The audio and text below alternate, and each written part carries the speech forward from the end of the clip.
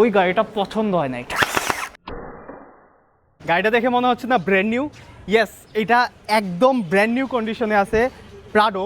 So basically আমি যাচ্ছি এখন এয়ারপোর্ট, আমার সিলেট থেকে একটা মামা আসতেছে, উনি একটি প্রাডো গাড়ি খুঁজতেছে অ্যান্ড আমি ওনার জন্য পারফেক্ট একটি গাড়ি খুঁজে বের করছি। আমি গাড়িটা নিয়ে যাব, ওনাকে রিসিভ করব, প্লাস উনি হচ্ছে বনানী সেকেন্ড হ্যান্ড শোরুমে কয়েকটি গাড়ি দেখেছে, ওই গাড়িগুলোও ওনাকে নিয়ে ভিজিট করাবো অ্যান্ড কম্পেয়ার করাবো। আমরা এয়ারপোর্টে ঢুকতেছি, এই যে ডোমেস্টিক টার্মিনাল। সো উনি অলরেডি ল্যান্ড করে ফেলছে।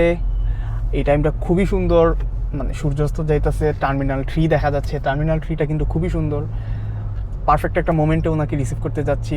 আই উইশ ওনাকে আমি এই গাড়িটা যেন সেল করতে পারি, ইনশাল্লাহ। আপনারা দোয়া করবেন। কত মামা আসেন, আসসালামু আলাইকুম। আচ্ছা, এটা আপনার ব্যাগ? আসেন, ওই যে গাড়ি এখানে দাঁড়া করাইতে দিবেন না তো? মামা, এটা হচ্ছে আমাদের এক্সপ্রেসওয়ে। আমি মনে করি বাংলাদেশের সব থেকে মানে সুন্দর রাস্তা। তো মামা আসার সময় ফ্লাইট মিস করছে 10 মিনিটের জন্য।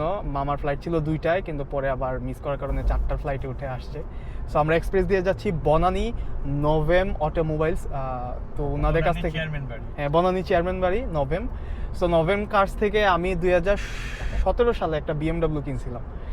ওদের কাছ থেকে 17 লাখে BMWটা কিনে 21 লাখে আমি বিক্রি করছি। শোরুম থেকে গাড়ি কিনে আমি 4 লাখ টাকা প্রফিট করছি। তো আজকে যাচ্ছি আবার 7-8 বছর পরে। হ্যাঁ, কারবাবুর শোরুম। তো দেখা হবে কারবাবুর সাথে। সো আমরা চলে আসছি বনানী চেয়ারম্যান বাড়ি, গাড়ির শোরুমের কাছাকাছি। পৌঁছাইতে মামার একটা স্টোরি বলি। মামা হচ্ছে ইউকের সিটিজেন, লন্ডনে থাকতো 60 ইয়ার্স। সো উনি 1975 সালে বাই রোডে বাংলাদেশে আসছে গাড়ি দিয়ে ড্রাইভ করে, তাই না মামা? হ্যাঁ, একা 12টা কান্ট্রি ক্রস করে বাংলাদেশে বাই রোডে গাড়ি দিয়ে আসছে। সো এটা আমি হয়তো বা আমার ইনফরমেশন কম, আমি নিজেও জানতাম না যে এটা আসলে পসিবল। এখানে 2টা প্রাডো আছে, এই কালারটা মামা দেখে আসছে, এখন মামা দেখুক। এটাই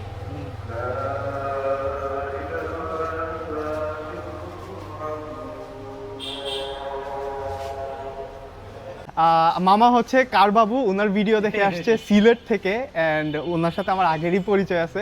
তো দেখি আমাদের ডিলটা হয় কিনা। ইনশাআল্লাহ ইনশাআল্লাহ ডিল 100% হবে। আচ্ছা, মার্সিডিজ নিচে জিএলবি। জি, ওটা অনেক ভালো গাড়ি, অনেক যেটা বলছে একদম রাইট গাড়ির সাথে। আর আমি লাকি, আমাকেও চিনে, মানে আমার ভিডিও থ্যাংক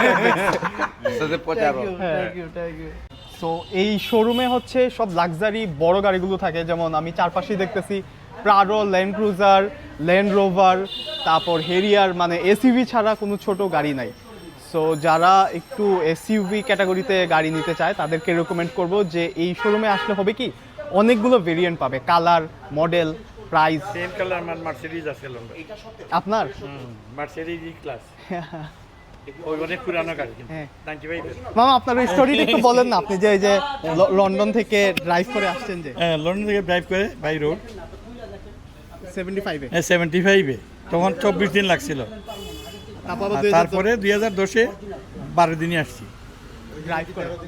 হ্যাঁ।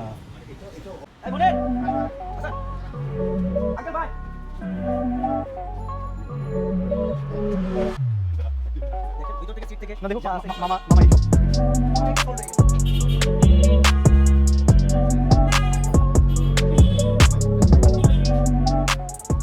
আচ্ছা, এই গাড়িতে হচ্ছে কিছু সিগন্যাল দিচ্ছে, এটা একটু সমস্যা। ওই গাড়িটা পছন্দ হয় নাই।